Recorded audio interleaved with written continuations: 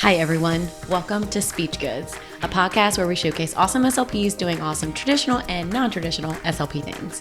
Myself and the guests on the show are here to talk about the goods, the bads, and the untamable parts of ourselves and our SLP careers, and how, despite the challenges of everyday life, have just done the dang thing, loving what we do. I'm your host, Danny Augustine. I went from burnt out, dissatisfied with my SLP job, to dusting off my big girl pants, sprinkling some determination in my 20-cent coffee, and starting my own debt-free private practice. Now, I love my work and career and wouldn't trade it for anything else. It was support and wisdom from others around me that helped me refine my why. In the show, I hope you find support and wisdom of your own.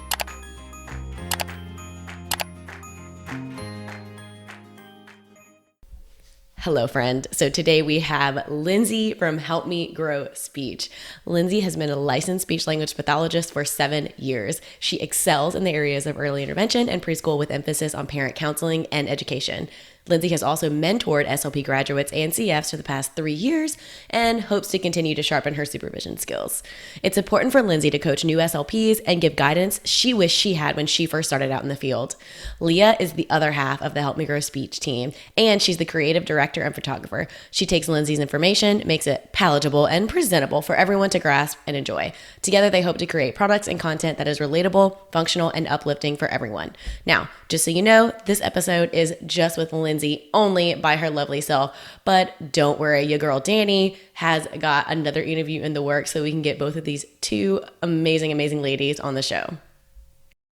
Okay, so I feel like I say this like with every one of the little soft intros I do to kind of give you a little sneaky peeky of what the episode is going to be about, but I promise there is no smoke being blown up anyone's behind today. It's 100% true every time. Okay, this was such a fun conversation with Lindsey. We covered sort of this like really great vast array of topics. You're going to love it and you're going to love her. First of all, I talk about how I'm so ready to order her my speech bag because your girl's speech therapy bag is a hot mess.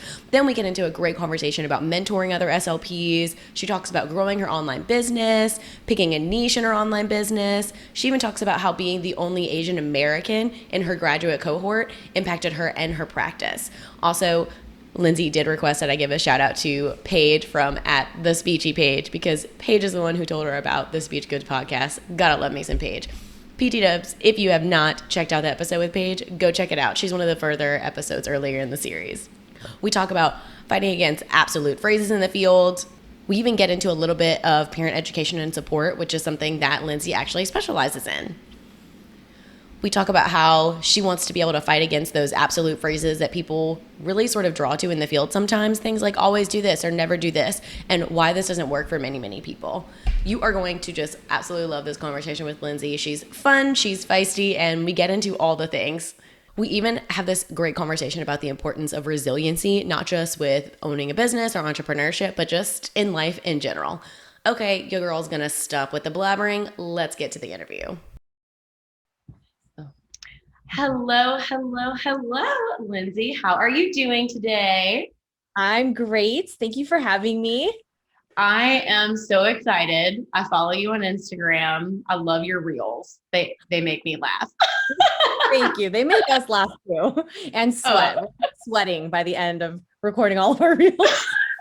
That just means you're like super into it. I love it. I absolutely love it. But I'm so excited to have you here. You are half of the Help Me Grow speech team, which notey note, we're eventually going to have them both on to talk about like their teaming up process. But y'all just have to like hold on to your reins for that one because that'll come eventually. But so excited to have you here. You're SLP business owner, mentor extravaganza. I guess we'll just say that.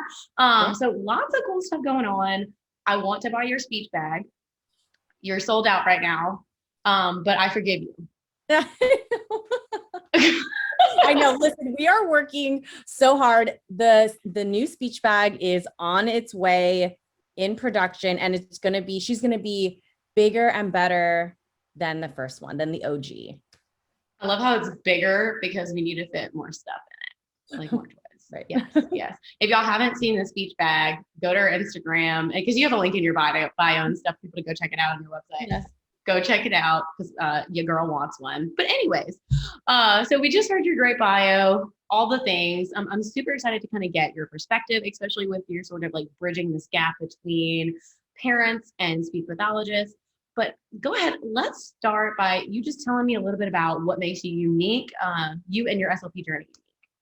Yeah, well, I think starting off, I went to grad school in Alabama, University of Montevallo in Alabama, and I was the only Asian American in my cohort. And then even in Birmingham, I kind of noticed that there weren't that many Asian Americans, that there were a lot of Asians, but not really Asian Americans. So even with that distinction, there was even more of a difference. And I just felt like throughout my entire grad school program, there was always a spotlight on me.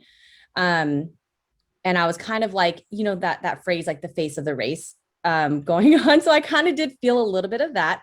Um, but I actually had a great experience. And I think I went to grad school after I had a gap year, and then I went to grad school. And I think in that gap year, I really found myself and really found my passion. So by the time it was time for me to go to grad school and have that spotlight on me, even though, side note, in grad school, everybody feels like the spotlight's on them, because I think a little bit because we always feel tested every single day.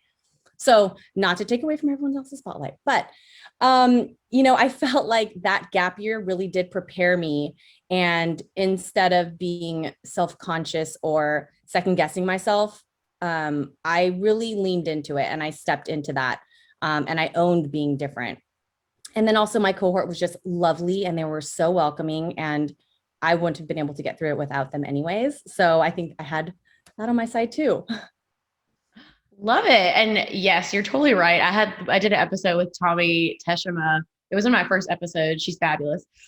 We talked about basically like the PTSD that results from grad school, because you're just so, I mean, you're thrown into clinic and everything's new. And then you go from this like being really competitive to get into graduate school, and like having to kind of like put yourself under the magnifying glass so that you can even get into grad school, to transitioning to this, like, hopefully, like you said, you had a good experience. I had a good experience too, like this teamwork approach.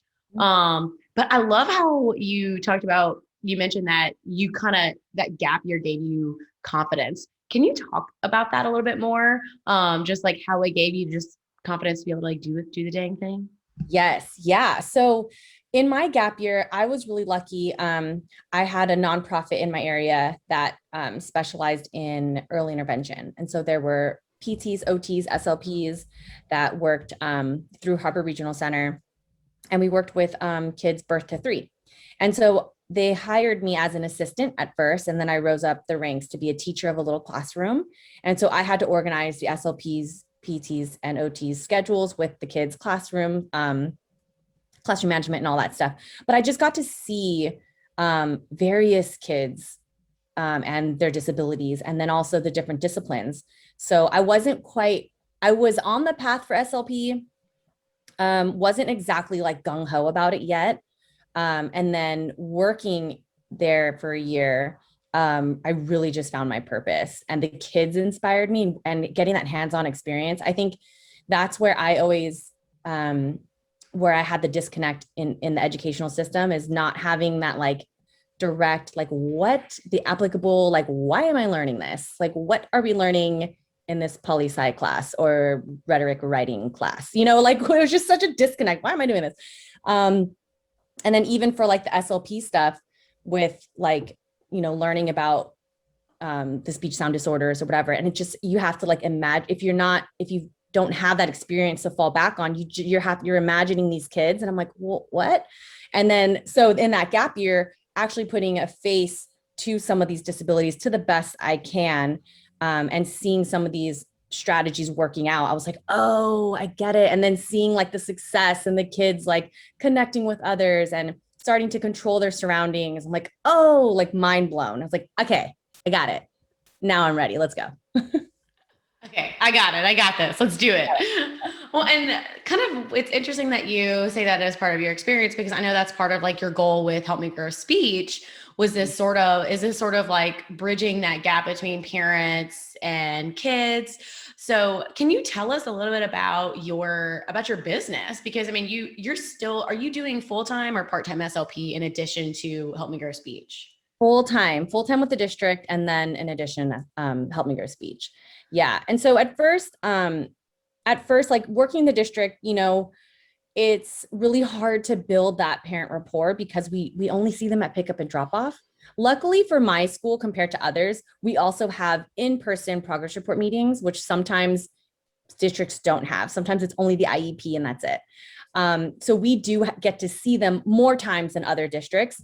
But it's still not enough as far as like teaching and really like building that trust with the parents. So I felt like that was the first thing. And then also I just really felt for the parents because I know that information is coming at them at all sides. And when they're like, oh, the doctor's like, oh, your child's not meeting their second milestone. And then that is like debilitating information for the parents. Like, what? Like the guilt, like, what did I do wrong? Like, I put him in front of the TV for too long. I should not have fed him that snack. And like, just like everything goes on in their head. And so part of what I wanted to do at the very beginning was just like give them some light, like it's okay. Like it's not your fault. Whatever is happening, but also you're doing the right thing by getting them the help that they need, or even like by listening to this education, this informational graphic or whatever it is, like you're doing a great job as a parent. So that's where I first started. And then I noticed that new SLPs or future SLPs were kind of reaching out. And they were the feedback they were giving me was that they liked how I said certain things, or this was helpful to them, so they can carry that over to the parents they were working with. So it was kind of like this. I started out with like parent focused, but then like I noticed that SLPs kind of needed this information too. So I know everyone says like pick a market and pick a niche, but we're such a teamwork that we need to be together. So I can't quite pick one over the other. Well, and I like what you said, like the wording. I feel like sometimes, and this isn't just an SLP, this is any field, using like all that complex language. I mean, I get it. You need to use it for the eval reports, blah, blah, blah. We're not going to put, the kid, said woohoo or whatever, we're going to like, facilitative language techniques and strategies were provided to the caregiver. Like that's all like we're, but like putting it in like simple layman's terms, because like that's all therapy is actionable. And I know that is like, that's something that like I've had discussions with other people as well about like that disconnect between graduate classes, like the classes that we take, and even the professors who many of my professors hadn't treated a kid in years, like that disconnect to actually like, okay, this child's sitting in front of me. Mm-hmm. Hi, little Billy.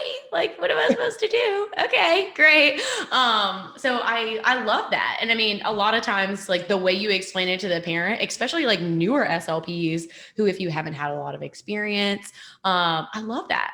I love that. So how did you decide to like turn this? Obviously you were using these things probably like in your own practice. How did you decide to like turn this into a business?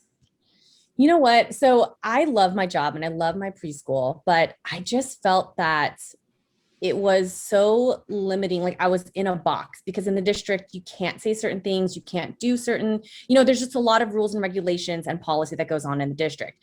And I just knew that I wanted to do more and say more and connect more. And so I felt like I was being a little bit stunted in what I was in my capabilities. So it just pushed me to kind of spend that time outwards. And at the time when I was starting out, I was coaching at a high school. I was coaching basketball at a high school and working in the district full time. So I literally had no time. And then I had to like, one of the most difficult decisions in my life was giving up coaching basketball and going full into Help Me Grow Speech. The tears in that moment. But I just knew that the Help Me Grow Speech company, it had more, it needed me and I needed it. And I was like, we got to do it. We got to do it. How long have you been doing Help Me Grow Speech? It's been about 1.5 years now. Okay. So how did you, and I get this question all the time. So I'm always like, ooh, I want to like get inside your brain with other SLP business owners. How did you like have, the confidence, the like, I can do this? Did you have any, like, were you ever combating like imposter syndrome? That's like the big buzzword right now. Yeah. Were you ever combating that imposter syndrome, or especially, I know, you've been in SLP for 7 years. So at that, the point when you were starting Help Me Grow Speech, I've been in the field for 6 years, sort of combating, like I've had people say, I thought I had to be in the field for 25 years to start a private practice or to do, to do anything. And I'm like, no. Yeah. So how did you combat that? Like, did you ever have to fight any of that against yourself? Oh, I totally did. I mean, even before I started Help Me Grow Speech, I had been thinking about it for even months and maybe even a year beforehand. But it was really my group of friends and my family who like pushed me forward. And then also just me seeing that. So there was, I'm gonna try to explain this the best that I can, because I know how I'm intending it in my head, but like take your time, girl.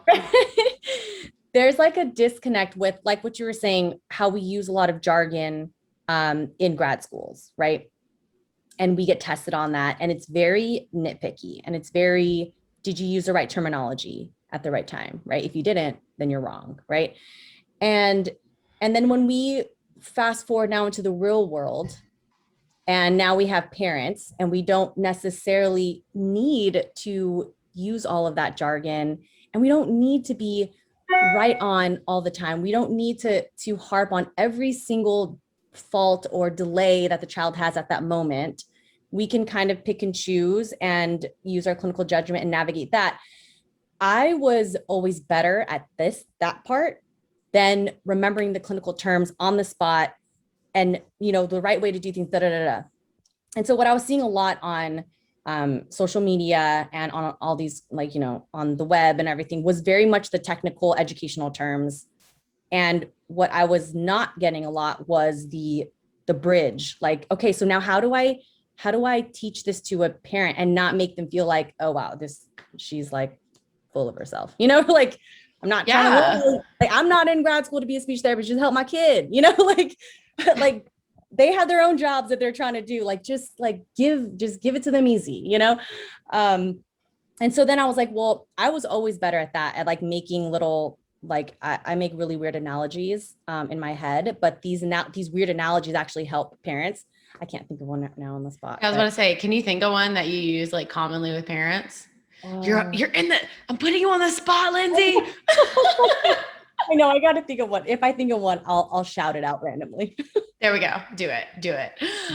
I love that. So can you tell us a little bit specifically, like, because you don't just do this by yourself. One of your best friends is kind of paired off with you. How does all of that work? Just because I think it's so unique. Like, I love it. Yeah. Well, at first I was doing everything. So I was full-time at the district. I was doing all the graphics and the web stuff and whatever. And I was listening to your podcast with Jenna, and something that she said and that you said, like, rang true for me, was like, you got to know what you're good at and what your time is worth. And like, are you going to spend 3 hours making this website, or are you going to like delegate it off, like hire someone else to do this, find someone else to do this, and then go see 3 or 4 kids and make money that way. And just knowing where you're, like, what you're good at and what you're not good at. And Jenna said, surround yourself with people that compliment you. And that's exactly what I did with Leah. A year ago, was she's great at photography and graphic design, and she loves that. Like, she will nerd out on that stuff like we do with speech stuff. So like, why would I try to clone myself and learn a whole nother field when Leah is like ready to jump in? So then we just partnered, and we've been, on this journey, kind of taking it at our own pace, because she got married, and then now I'm getting married. And so, life, but yeah, it's been awesome. And she is hilarious. Like, when we both come on here, she is, y'all are hilarious. Like, I love your reels. I do. Especially like when there's one where you're like, and this is scroll face. We should be like, I felt so seen, because I was like, wait, what do I look like when I have scroll face? So I went immediately to my Chrome, and I was like, oh my gosh, I have like 8 chins. What is happening right now? They like magically appear. It's like, cause I remember like, what was I doing? Every time I try to get to my camera or something, or take a picture of something, I flipped to the camera and then it's on me. And I'm like, oh, and I like, yeah, like, is that what my husband sees when like, if I'm in bed and he walks in the room and I'm like on my phone, is that what he sees? Lord bless him. you know, we, we got to keep the good ones. Okay. Right? Like, I know you don't only love me for my looks. We just, Yeah, what's that lady where like she does the facial massages to help with wrinkles? I need to buy that. there we go. I do. Yeah. Okay. All right. But anyways, we were talking about how y'all get together and it's hilarious. Yes. Oh gosh, she's a complete vibe. I'll say that like, there's something about, I don't know if it's all SLPs, because again, that's another thing is I hate general terms. I'll get to that in a second, but it might just be me, but there's something about like, oh, I'm just gonna do it myself. Like I'm just gonna figure it out and do it myself. Like I don't know what that is, but it's so much more enjoyable to be on a team for me. Like I don't know if that's my sports background or whatever, but it's so much better like having a teammate that has the similar mindset. And so that's what Leah has been for me. It's like not only is she a great compliment for me and do we work together and have we grown exponentially since we partnered, but it's more fun. Yeah, definitely. Well, you're each, and I love that term, your zone of genius. Like you're each in your zone of genius. And that is, and I think it's, and you mentioned that you find this in the SLP space, this need to like do it all yourself. And I find this too. I mean, and no, not everybody, but you know, like I see it a lot. And I wonder if it's part of it is rooted in this sort of like, if I can't do it by myself, like that's like admitting that I can't do something. And that's not a failure. And to me, you know, especially like when it comes to business, if you're trying to grow a business, like you cannot do it by yourself. And it's kind of miserable when you try to do it by yourself. Like at one point, like I was editing the podcast, like I was doing everything. And it was just like, I never, ever, ever, ever, ever would have been able to start creating a course. And I never would have been able to start doing any of that if I was trying to do everything by myself. Absolutely not. Exactly. And yeah, it's so going back to those blanket statements, the general terms, I don't hear it as much anymore, which I'm very grateful for. I think people are more mindful of the words that they say. But you know, a few years ago, I feel like that was a big thing, or like just every time I hear someone say like all SLPs, whatever, or or I always like every time there's any of those, like those are like trigger words for me because I'm like that's not true. Like I never lie. That's a lie. You know that's a lie. like you just can't. Like all autistic kids, you know, that's not true. That's not right. Right. Especially when you're talking about like someone else. Like when you're, you know, I mean, you can talk about yourself. That's cool. Yeah. But it's like, especially when you're making generalizations, without recognizing that you're making generalizations. Like I know you've heard me speak, like they're, you know, and I'll just be upfront with it. I'll be like, okay, I'm making a stereotype here. It's happening. I acknowledge it. That's true. So I know it's not everyone. I'm just going with the stereotype here. Yeah. No, and that's true. And I mean, stereotypes are there. They're fun. They help us understand things that we don't understand. So, you know, and I do that too. I stereotype as well. And honestly, sometimes they're really funny and I appreciate them.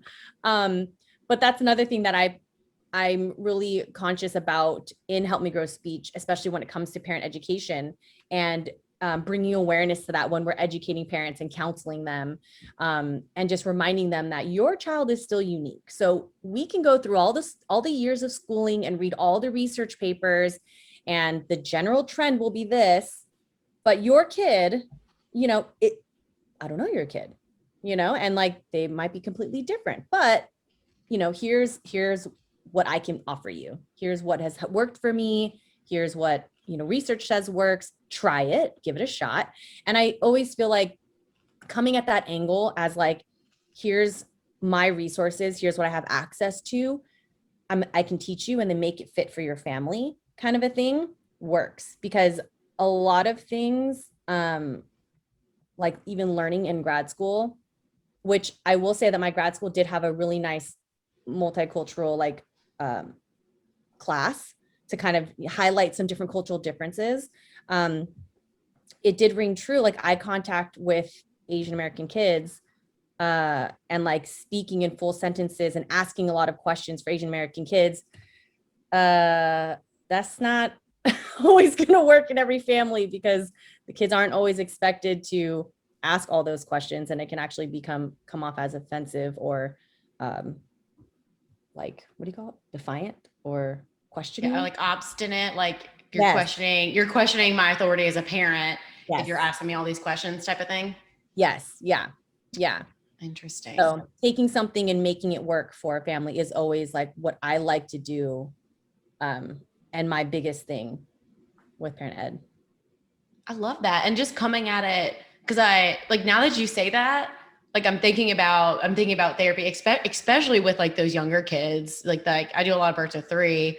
And I mean, so much of that is the parents involved. And like, I tell parents, like, you're going to be a better therapist for them than I am. Like, I see them 1 hour a week. That's not going to be where we like see all this great change. The change is you're going to be their best. You're going to be their best therapist. Yeah. And I love what you said, because I'm like thinking back in my sessions, I'm like, oh yeah, I do that too. Just sort of, it isn't like, okay, we're going to do this strategy and we're going to work with this strategy and he has to respond to it this way. It's more of just like, hey, here's some things we can try. Or like, okay, we tried this, like some of my, like how sort of like a playful withholding of things is a strategy for early intervention. I have a lot of kids that does not work with. Like, it just does not, or it's really difficult for the parents to do, because that playful aspect is just really, really hard for them to work with their personalities. And that's not it's not a bad thing, but like, then that does not work. That strategy doesn't work for that family. Yeah.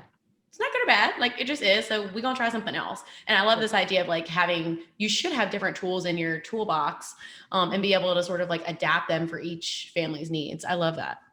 Yeah, thank you. Yeah, it's been really helpful. Yeah, and like you said, some parents are more playful than others.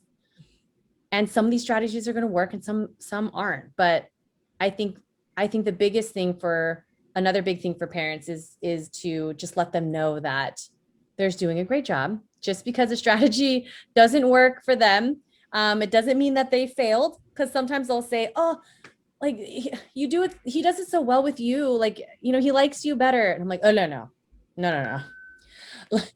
He loves you way better than right. You like birthed him, or like you know, for my dads out there, you like take care of it. Like we ain't got nothing on y'all, nothing. Yeah, it's like reminding the parents, like this ship doesn't sail unless you're driving it. Like, I know it seems like I'm doing a lot, which we are, like SLPs do a lot, but like, let's not forget, parents, that you are our, I don't know, why did I use a ship analogy? I don't even know what this guy's called. Who drives a ship? Sailor? The captain. The captain. I got you, girl. I shouldn't. Thank you. I should have done that. We're operating in our own zones of genius right now. Like, it's okay. It's totally okay. Well, and I'm curious your thoughts, because another thing that you had mentioned kind of when we were talking before the interview is like this idea of not succumbing to these sorts of absolutes, especially, when it comes to educating parents, but also with interacting with each other, and how, you do see that a lot in the field. Can you tell us a little bit about that? Yeah, I do see a lot of absolutes when it comes to like social media or, interacting within our own field. And I do see a lot of SLPs getting defensive on certain topics, or they're like, well, I've been doing this for 20 years and I'm not going to change, or this is what I learned in grad school and I'm sticking to it, and I see a lot of therapists kind of digging their heels in. And so something that I want to do when I mentor new SLPs is just remind them that we are always changing and learning more and growing. It's not a personal attack on you if you were misinformed. It just means that now you can unlearn and relearn and do better. And so I think that's something that, that's a message that I think needs to translate more and more into our field, and just being better listeners, and understanding that there's no way that we can interact with everybody equally across cultures, social groups, people groups. But if we use each other as professionals to learn from each other, then I think we can reach and understand more people to a certain extent. You know what I mean? And so when we dig our heels in and when we stop listening to each other, we're not helping we're crippling ourselves, because we could actually be using each other to reach more people. Yes. And I think part of it too, like it takes a very secure person to admit that they don't know. Mm-hmm. And to admit that what I used to know was wrong. Like I had that moment when I started learning about like myofunctional therapy, and stuff like that. Like I had to have that moment where like, wow, like I missed a lot of things with these kids that I had before. Like I had kids who had been in therapy for way longer than they needed to be, because it was actually more of a myofunctional issue going on. But you have to be secure in yourself. Like I feel like that's where a lot of defensiveness comes from, is just this sort of like, well, if you're like putting a prick in my concept of myself, like, and I can't handle that, then I'm just gonna push back at you. Yeah. And I think part of that comes from this, and I've talked about this a lot, but like this sort of perfectionism that is very much in the field, because, and I'm probably like a broken record, but like we kind of had to have that, this has to be perfect. I have to have the A's, I have to have the GRE score, I have to have the relatives of rec to even get into this field in the first place. Mm-hmm. And so it's almost kind of we've worked that muscle of like, I have to do it all myself. I have to do it right. Because if I don't do it right, then I fail. If I don't do it right, I don't go to school. I don't get to do the thing that I want to do. But it's just such a, once you're actually past that journey of like getting into a grad program and going through a grad program, like you really need to shift your mindset, because there's so much that we don't know, and you don't know when you don't know. Exactly. Snaps. Yay.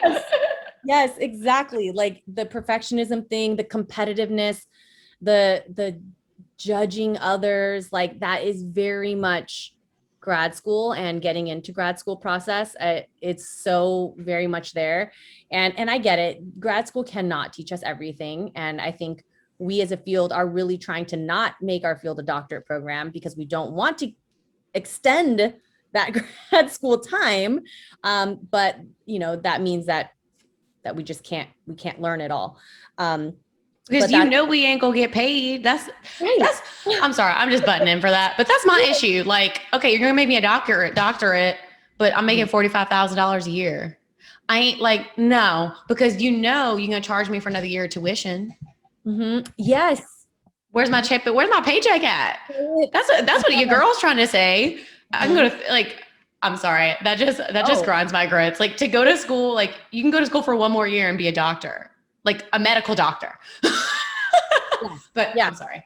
Continue. No, it doesn't make any sense. And because we know based off of the 2 years that we are in school already, that we learn more outside of school anyway.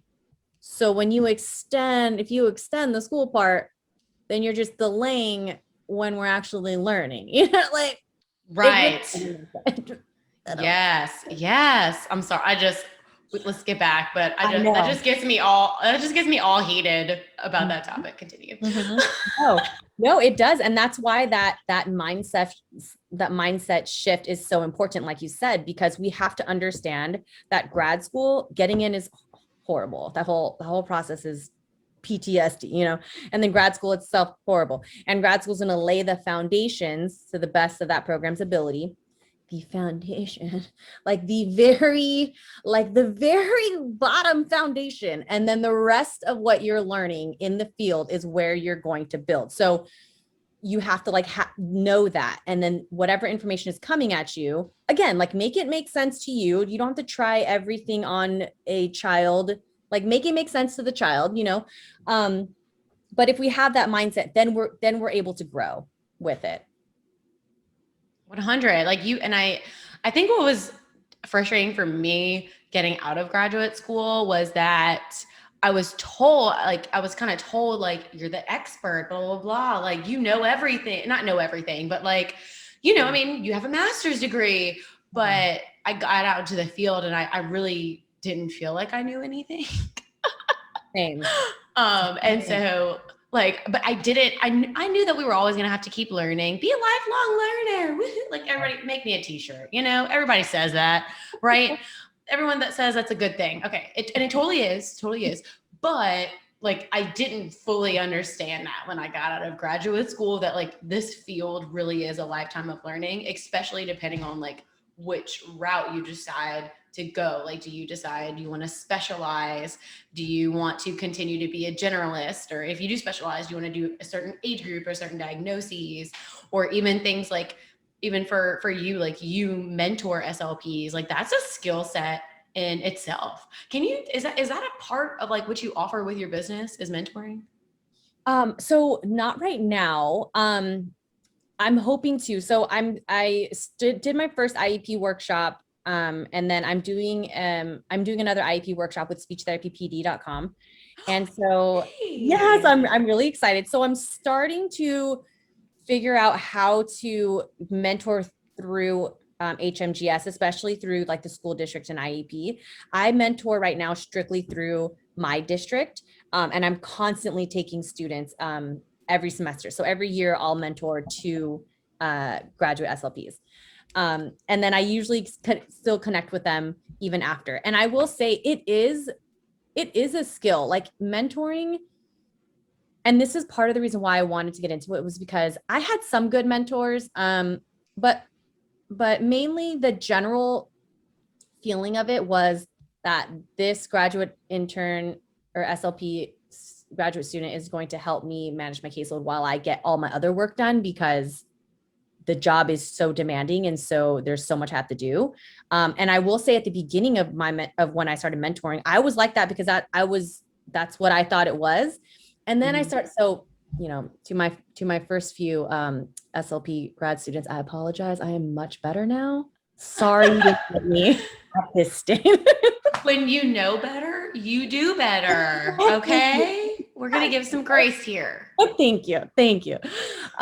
And I'm continuing to get better at it, but it's something that every semester I've had to like look back and reflect and be like, did they benefit from that? Or like, where did we go wrong? Where could I have gone better? And then just continue that craft. But I feel like that's half of it though, is like even thinking about it. Like you'd be surprised, like the fact that you care enough to reflect on whether or not you did a good job.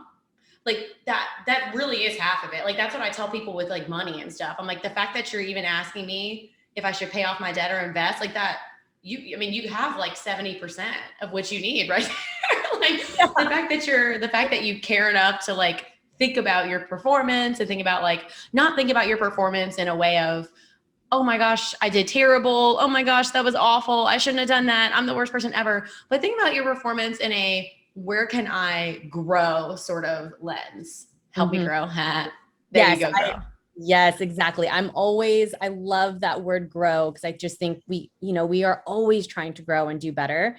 And it's been difficult. Another thing is mentoring within the district is very challenging, because none of my responsibilities or caseloads change.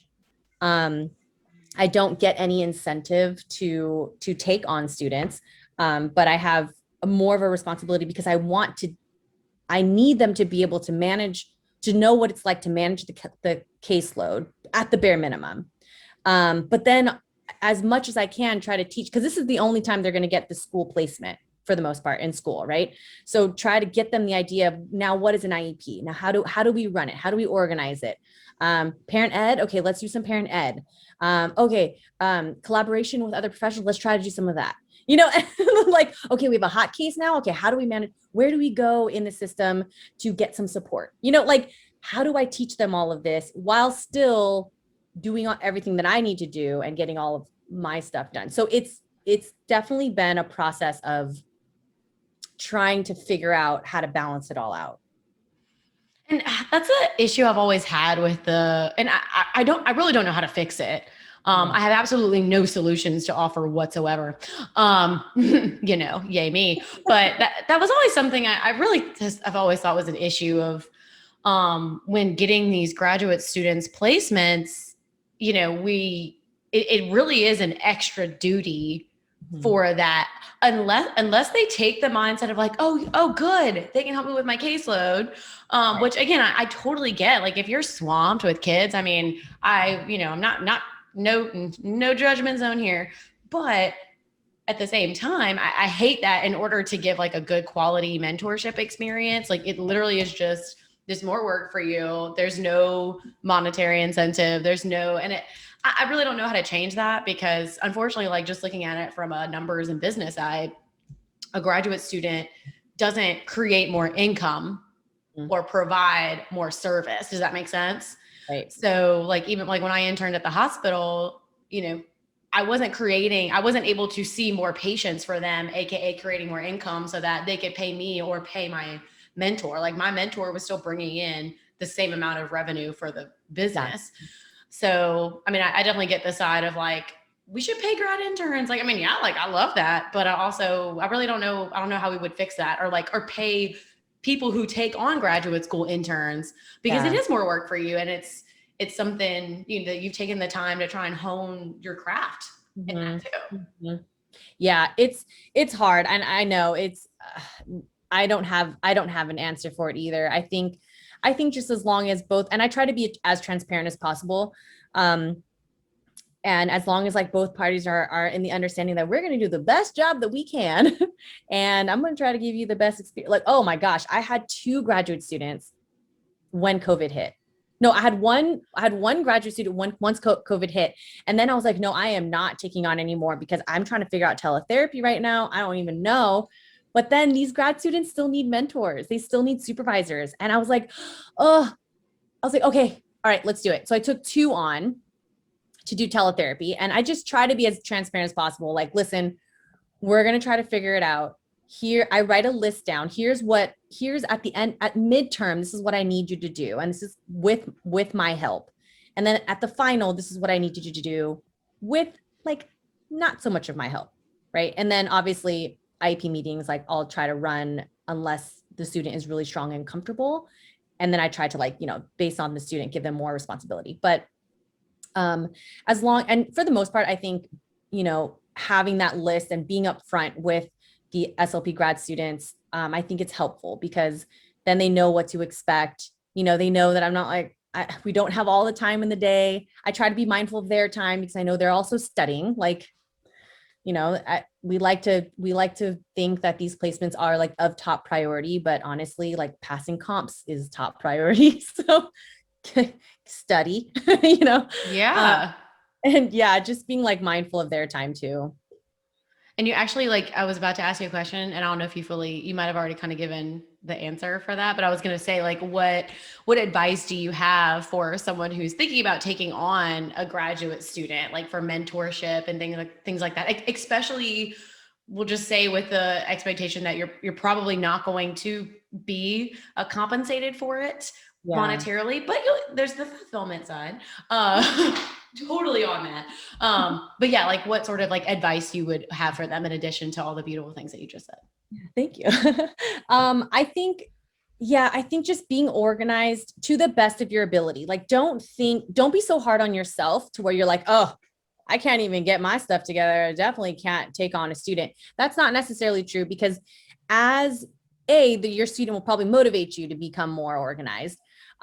And B, sometimes I organize myself with the student there, so that, we're killing 2 birds with one stone, and the student the more rawness that the student sees, the better for them. You don't want them to see cookie cutter, this job is great, because it's not. They need to see everything, the behind the scenes, the stress. Like when I get stressed, I'm like, this is why I'm so frustrated with X, Y, and Z. And I'll tell them because they need to know, and I also tell them the pros, and I'm like, also, like, it's 2:45, you can go home now. Like, that's a great thing, and so, be yourself. And as long as, and you say this in your podcast, as long as you come at an angle that you want to serve and you want to help people, you're going to be a great supervisor. As long as you have a job, okay, that you can show them, got your supervision credits done, and then you just want to help them, then you're going to be fine. And just being mindful of, like, don't forget what it was like for you when you were in grad school. I think sometimes we forget that, and we're like, well, they need to know all these things. And that's true. But remember how stressed out you were when you were going through the ringer. Oh yeah. I think some of us might I'm sure I suppressed some memories at some point, but I also love what you said about showing them the raw part, because I think adjusting the expectations of these new grads. Again, I love the field. No field is perfect. Grass ain't always greener on the other side. Boo boo. But adjusting their expectations and realizing, like, oh, like, she's been doing this for 7 years and she's still like sometimes is unorganized or blah, blah, blah. Like, we're all human. And just because you're an SLP doesn't mean you're a superhuman. Like, what is that even? Like, come on, you don't have to do all the things. And I think, and I love that you said, I love how you said that, because you as a mentor, you're really like their first real introduction into the real SLP field. And just to see that nobody's perfect and it's okay to mess up and blah, blah, blah, blah, blah. I think that really just can impact the mindset that they're going to be going into their first job with. Because, like, I know for me, I just kind of dealt with being like, well, gosh, like, I just thought I was the only one having these issues. Like, I was just like, well, and now thankfully we have social media now. We have so much access to each other. But still, Oh, me too. I mean, and that's where, like, imposter syndrome just starts to go crazy. Because, like, I think the very first IEP I had to run as a CF, or as a first year in the district, I was like, they're like, here's the agenda, just use this one. I was like, what do I say? Like, how, what? And I was like, I suck as an SLP. Like, I'm going to be fired. Like, wow. Should I go become a server again? Like, like, just like snowballing. And really, it's like, no, like, you're not alone. Like you said, like, this is very common for everybody to have that panic. And then after you have that moment of panic, breathe and remember that you're still learning and it's okay. Yes. Like, and like, don't, like, the panic. And I find, like, the moment of panic isn't the problem.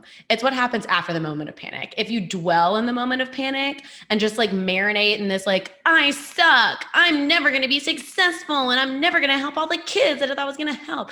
If you just sort of, like, dwell and marinate in the just, like, ball of suckiness, then that's not good for anyone. But if you take it as, like, okay, like, I'm panicking, but I'm going to calm myself, take a few deep breaths, go get a snack. A snack always helps me put through anything. And then, recognize, like, you just need to take that as an opportunity to grow.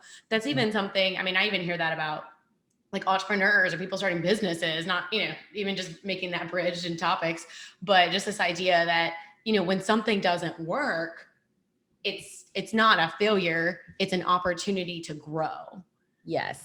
And they use that with entrepreneurs and business people, blah, blah, blah, blah, blah, blah. But I think that is a place of resiliency.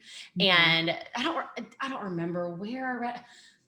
I've read books on development and all that stuff, but that was one of the things that I remember. It was something like, being where, like, happiness and meeting goals, like, all that type of stuff, like, characteristics they found in children who eventually grew up to be adults. that were, like happy, meeting goals, living a life that they enjoyed. And like one of the big things was resiliency. And just being able to like take things as they come and, this isn't a failure. This is an opportunity for me to grow. And then I'm going to go seek out what I need to be able to grow instead of like just dwelling in like the suckiness. Heck yeah. Heck yes. Like in basketball, that's what we always, we teach it as like, you have to bounce back, which is resiliency. So you get clobbered, you lose by 40 points. Like everybody sucks. Like, oh gosh, there's a list of things we did wrong. It's like, okay, so you could be upset tonight because yeah, you should feel upset by that performance because we did not do well. But then bounce back. What are you going to look like tomorrow? Are you going to be stuck in that, like that list of things that you did wrong? Or are you going to show some resiliency, show up for your teammates and just come back fighting and swinging harder, And so that is definitely something that we need to lean into as SLPs, and something that I've taught like and learned as, from my sports background too. But I could totally see for entrepreneurs, it's the same. It's like a game every single day. Like you gotta, show up, but also give yourself grace when you fail. That's part of the success. Oh yeah. Like no entrepreneur is easily discouraged. But again, I think that comes from you being okay and secure with yourself. And I like how you said too, with the basketball example, like you're going to come back and you're showing back up for your team. And for us, if we sort of just like stay in this little ball of this is what I learned in grad school and I'm not learning anything. I've been doing this for 20 years. I don't need to learn nothing else, things like that. At the end of the day, who is suffering from that? You and the people you serve. Yep. Yeah. That's another thing that I tell, my SLP grad students, and I have had so many future SLPs like contacting me, like, I'm so scared about, I don't know if I'm going to make it and all this stuff. And it is a huge worry, but I always tell them that there is a family or a client or a child that is waiting for you. Like you're going to bring your perspective, your story, your techniques, your delivery style in a way that it gets through to them in a way that other therapists weren't able to get through. And that thought to me, because I saw that in my gap year, like there was, kids that were in therapists that were not really gelling, but then sometimes when I step in or sometimes when someone else steps in, it works. Right. And so like knowing that kind of helped propel me, because having that team aspect mindset, right? Like show up for your team. That really helps me, because I'm like, oh, I'll fight for them. Like, let's go. Like, what do we got to do? Sometimes if it's like for me, I'm like, okay, I need another day, but then I'll do it. Right? Take another break. It's fine. Yeah. I need like 5 more minutes. But if it's like, if someone else needs me, I'm like, let's go. Like, what do you need? So sometimes, that really helps if you're supervising a student who is struggling and doubting themselves, hearing that will kind of help motivate them again. I love all these goodies. I'm getting some feels right now. Yes. I'm getting a lot of feels. Okay.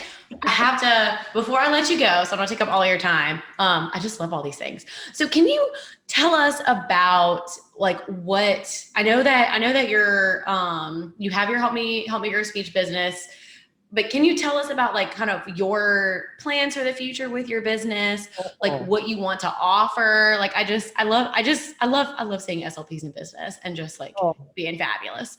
Yes. Thank you. And you too. Oh my gosh. Like love it all.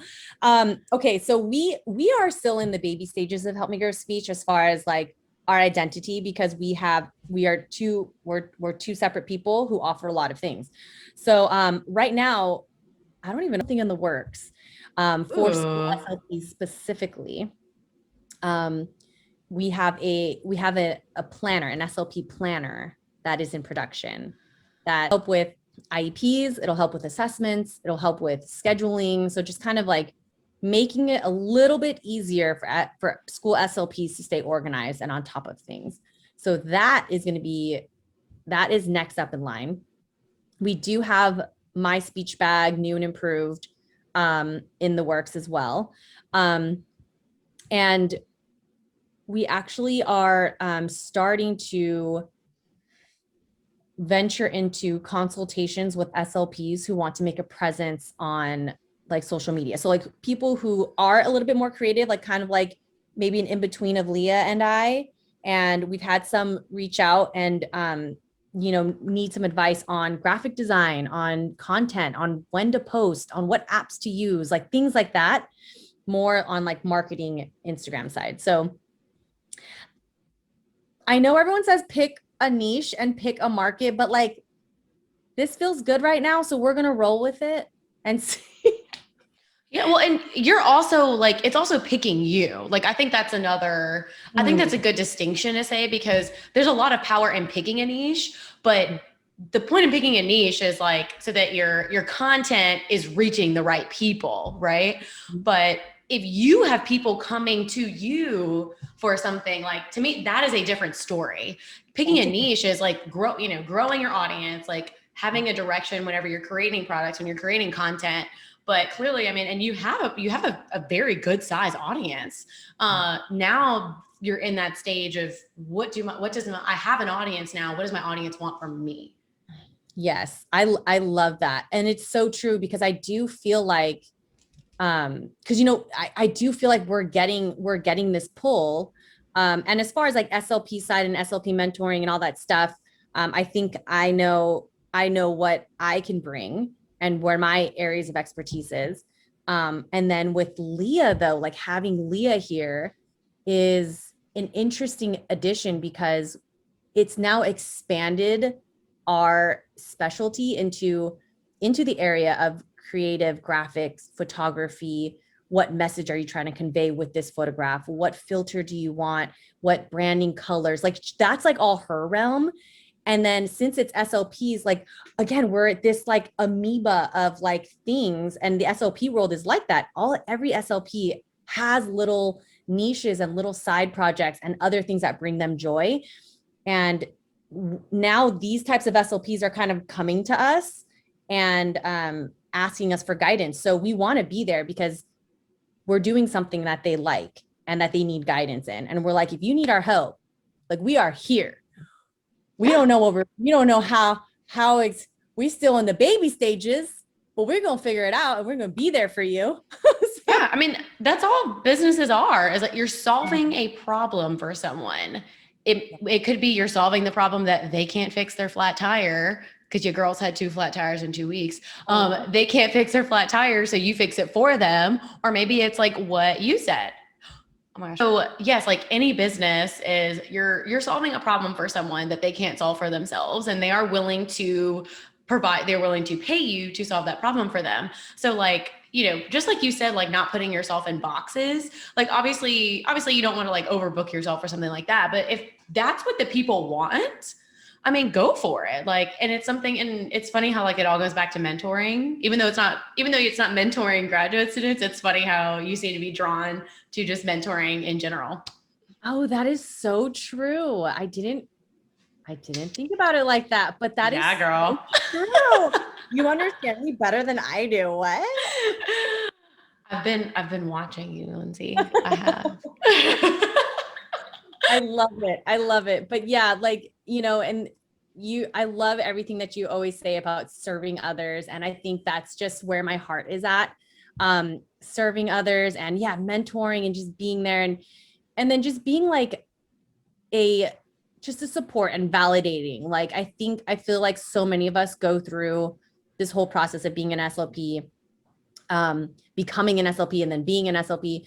And sometimes we feel alone, or we feel like we're competing, or we feel like we're not good enough. And then that camaraderie and that teamwork can be like, no, like we're all in this together. Like, we're actually all struggling together, and we are now also succeeding together. This is great. This is awesome. Love it. I love it. Just like, you just have such a great attitude and outlook. And I love that you and others like you are out spreading some good things on social media instead of like the armpit that can very oftentimes be social media. But I don't want to take up all of your time, but I do have to ask one last final question for everybody out there. If you had like one, it doesn't have to be one piece, it can be multiple pieces like of advice for, you know, just an SLP who's either maybe they're trying to get into grad school or they're already in their careers, just kind of like battling, like being unsure and not, you know, feeling like pulled towards one thing. And I know you mentioned that you felt pulled towards Help Me Grow. So you actually stopped doing something else that you did love because you felt pulled toward that. What advice do you have for them? Especially because I get lots of DMs from SLPs or OT. I've got a lot of messages from OTs who are pulled towards, they're feeling that pull towards like a business or a private practice, but there's something holding them back. What advice would you have for them? Oh my gosh. I just trust your gut. Like if it feels right, and it feels like it's your time and you feel drawn to it, go with it. You can take your time to think about it. Like I'm not going to support impulsive decisions. This feels good, I'm going to do it. Not like that, but like deep down when you're thinking about something and you really like marinate in the thought and it feels right, go for it because you are enough. There's a reason why you're being drawn to it. And as far as failure and being afraid of failure, you need to fail in order to succeed. We've talked about that. And when it's your time, you will shine. Sometimes it's not your time yet. Yeah. You know what I'm saying? I'm fanning myself for those of you who are not watching on video. Fanning. Love that. Yes. Love it. You.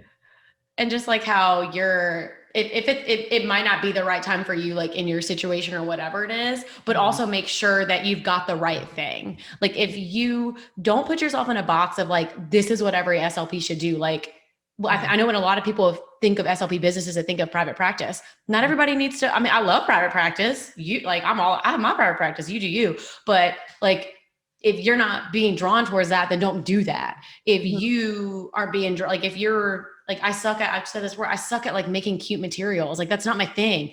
Like, I'm not going to go sell stuff on TPT, but there's some people who are fabulous at that and they make really good money that way. So just making whatever it is that you want to do, making it fit for you. And if it's not out there yet, don't be afraid to be the first one. I love that. That is something that I was sitting on with my speech bag because I had the super duper bag and every bag that I looked at, I was like, it's just not quite. And I was like, can I do this? And I was like, yes, you can. Right. And I was like, I feel drawn. I feel like, so then we did it. And this was our problem. This was my fault. I sold us short because I was like, I don't know if everybody needs this. I need it and I love it, but I don't know. And we only made 100. And that's what happened. So this was my fault. I take full seat. Don't do what I did. Go with it. Right. All in. But you validated it. You know, you didn't have a heavy upfront investment. You validated your idea. You know, I'm all about validating your idea in the market. You also, just like for everybody to hear, like just thoughts on these things, you also had an audience too. So like you had an audience to validate your idea to. Like, I think that's something to, not saying, you know, if you don't sell out when you first make it, that your idea sucks, but like you know, when you had an audience to validate it, to validate your idea and your product, and you did, and I'm going to buy one. Okay. So message me whenever they come out, or I'll have a look at on your Instagram page.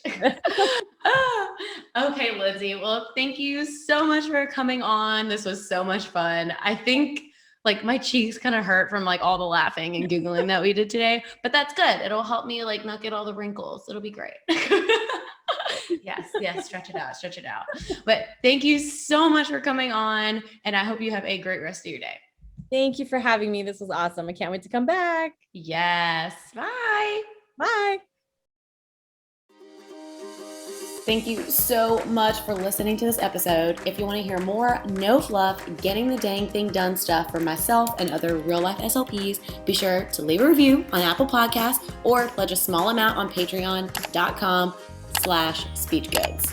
If you found this content valuable, please share it with others so we can get this message out there. And if you haven't already, join us on Instagram. Handle is @SpeechGoods. See you there.